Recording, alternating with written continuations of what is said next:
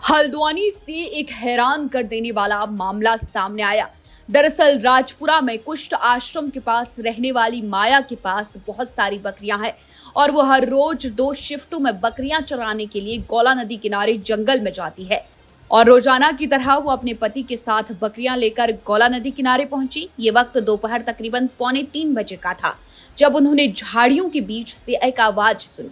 माया की मां ने तो बकरियां चरते वक्त जंगल की ओर चली गई थी। बकरियां जंगल में गुम न हो जाए इसके लिए वो बकरियों को बुला रही थी। इसके जवाब में जंगल किनारे झाड़ियों से बचा लो की आवाज आई। माया घबरा गई। उसे लगा कि वहां या तो कोई महिला है या फिर लड़की। उसने आनन फानन में पति सुरेश को वहां जाने के लिए कहा। सुरेश मौके पर पहुंचा तो बुरी तरह से लहूलुहान लड़की पड़ी थी जिसमें हिलने तक की हिम्मत नहीं थी।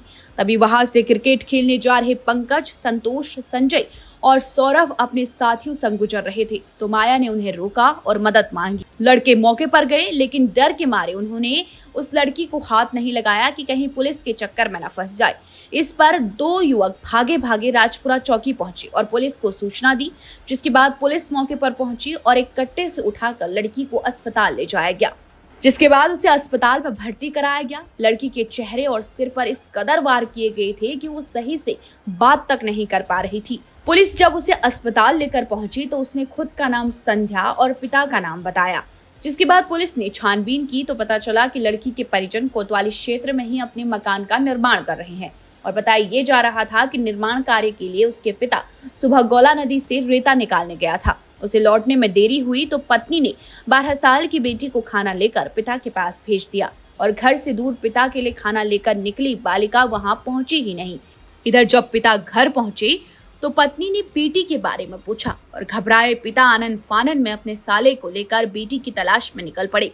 गौला नदी किनारे जंगल के पास उसी जगह पर पहुंच गए जहां पर माया बकरी चरा रही थी।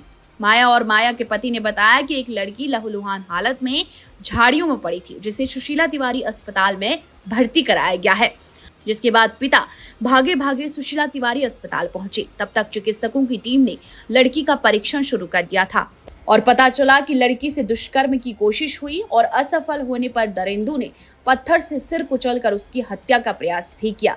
उन्होंने पत्थर से बालिका का जबड़ा तक तोड़ दिया, सिर पर कई हमले किए और उसे मरा समझकर फरार हो गए। जानकारी में ये बात भी सामने आई है कि राजपुरा गेट से उत्तर की तरफ करीब 1 किलोमीटर दूर नदी की ओर जंगल किनारे झाड़ियों में जहां पर वो लड़की मिली, मौके पर पानी की बोतल, पॉलीथीन में खाने का डिब्बा और नमकीन पड़ी थी। यह जगह पैदल कच्चे रास्ते से करीब 150 मीटर दूर जंगल की ओर है। उधर घटनास्थल के पास गुटखे के पीक के निशान भी मिले हैं। वहीं एसएसपी पंकज भट्ट का कहना है बालिका को अस्पताल में भर्ती करा दिया गया है। शायद डर की वजह से वो बार बार बयान बदल रही है। मौके पर डॉग स्क्वाड को भेजा गया है। साथ ही सीओ को पूरे मामले की गहन छानबीन के लिए कहा गया है।